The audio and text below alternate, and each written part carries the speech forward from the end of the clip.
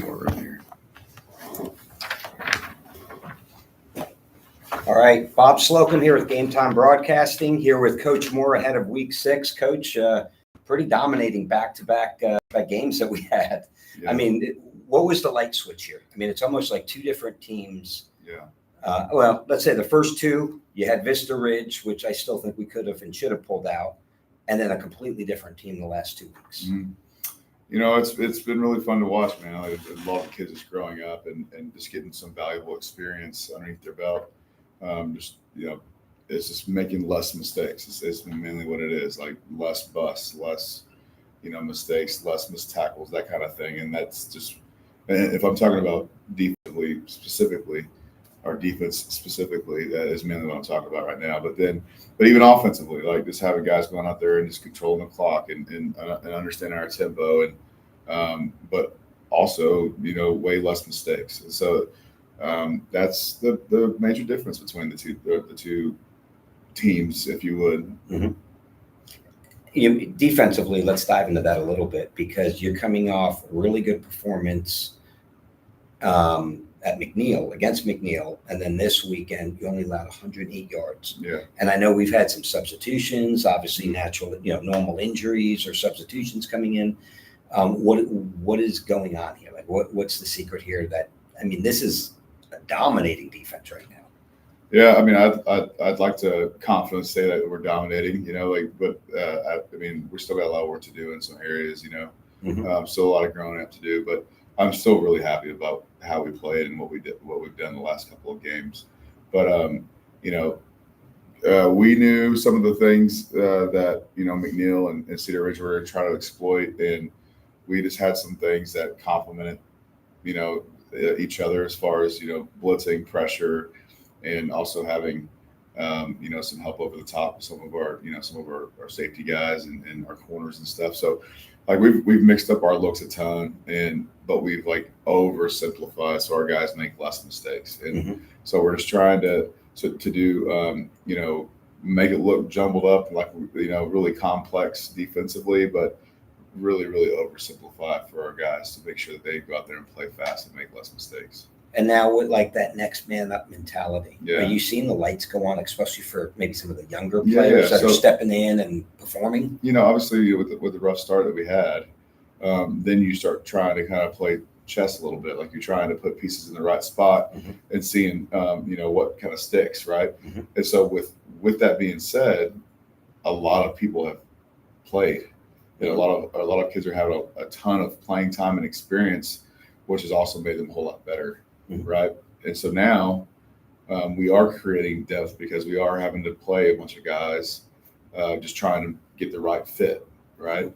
But it's been really good because the guys that have been replaced are now playing major roles in certain other areas, and that kind of thing, which has been really healthy. And all it's doing is creating competition, which is also making us be a better defense. Offensively, 2 consecutive 200-yard plus rushing games, and it's not one person. I see obviously Brady Cochran, Suetis has been explosive, but mm-hmm. then you bring in Alex mm-hmm. Cochran, and we're not missing a beat here. Yeah. What's the secret here?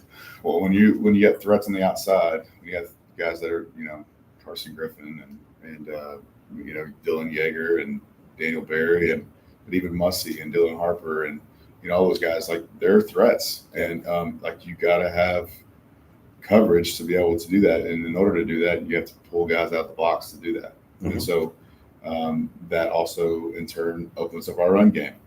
But when you start having a positive run game, then like what are you gonna do now? Not cover some of our guys? So like it's really, really good that we have two different styles that really complement each other, with a pretty healthy run game, and also us, taking vertical shots and also giving a lot of the RPO game, mm-hmm. which is really kind of hurting defenses right now, because like, are you going to cover these guys or are you going to stop the run? So and we have things that if you do this, then we do that, and mm-hmm. if we do that, then we do this, right? And so that's tough, especially from a defensive point of view. Mm-hmm. Like they put you in a lot of conflict, is what we use, the term we like to use. Like we're going to put this defender in conflict. Like, are you either going to do this or are you going to do that? And so that's it's tough, especially coming from a defensive side of the ball. The other big thing I've seen offensively, wide receiver wise, right? So you mentioned them, like Yeager, Berry, Griffin, Harper, Musey, right? Yeah, Their pass patterns just seem to be. yeah. It seems like they've taken it to another level. Was that a concentrated effort? Like, what went into that? Because even just the basic routes that they're running just seems so much crisper this year. Yeah, so I give a lot of credit to Coach O'Keefe and Coach Newkirk. They've been big time bright spots in our offensive side, our offensive coaching staff, and they just kind of instilled. And not that our previous coaches didn't do that, but like the kids are understanding better why we run crisp routes, because you're going to be more open, and that's where you start getting all the yak yards and all that kind of stuff. And so that is something that those coaches have really kind of coached on and honed in on. But another thing that I'll make notice, and you guys maybe can see this in the next game, is like how awesome and how hard they're playing when they don't have the football. Like when they're blocking and they're running run off routes to help other people get open and that kind of thing. Like those are, that just shows you that there's a very unselfish group, and it's really, really cool. And I mean, we already talked last week. The line play's been outstanding. It's creating the run lanes. It's giving the pass protection. Any other takeaways? Watching the game tape as you look back, your coaches that you'd be willing to kind of divulge here. Yeah. So, like I said, Coach Newkirk's been doing a phenomenal job. Coach Solomon Sauce doing a really good job with our backs. But I want to make sure that I give a huge shout out to Coach Hamilton and Coach Carter with working with those lineman guys. That's a very, very you don't get a whole lot of notoriety, or a lot of publicity as an O lineman. And so going in there and going to work and doing the dirty work and just knowing that your job's the most important, but doesn't get praised as much as the guys that are getting the ball is hard to do. And I think Coach Carter and Coach Hamilton do a phenomenal job with those guys. Just load on them, wanting to play for each other and know that their job is the most important. And then knowing that, like, if they don't go, then we don't go type of mentality, right? And so Coach Carter's been doing a great job, and a lot of credit to him. Now, you played defensive line, but it's very similar offensive line, defensive line. Like you said, they don't get a lot of credit. Does that form a tighter bond with your teammates? Does that create like a us against them? Like, okay, we're going to go show the world how great. Yeah, and well, I mean, way more defensively. You get more publicity because you can go get sacks, and strip sacks, and fumbles, and that kind of thing. And so, like, it was nice to have a little taste of that, playing that position. But O linemen really don't. The only time they really get noticed is when they make a mistake, when they're offsides, or they legal procedure, or they're getting a holding call. Yeah, so it's negative. It's all negative, right? And so that's the only time they ever really get their number called out is when it's a penalty. So, but it does. Like, and if it's not like that, then it's very lonely, because some of the best O lines that I've ever been around, it's like their group and their group only. And nobody's allowed to come in. Right? And nobody's allowed to be a part of it. The only guy maybe is the quarterback. And so, they go eat together. They do everything together, right? And so, it's a hard position to play, and there's not a whole lot of,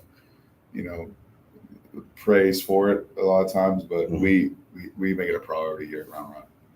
So let's look ahead. Manor this weekend, week 6. What do you know? What are you seeing on tape about Manor? Yeah, so Manor's always going to be, superior athletes. Like, they're going to be like very athletic, and Coach Brown over there, the offensive coordinator, we battled a bunch of years against each other when he was over at Vista Ridge at one point, and he's schematically very, very good, and so like we're gonna have to make sure we play our A game, and be ready to go on Friday night defensively, and then offensively is just executing, just keep on doing what we're coached to do, take what they give us, and just keep on moving the ball, move the chains, and punch the ball into the end zone.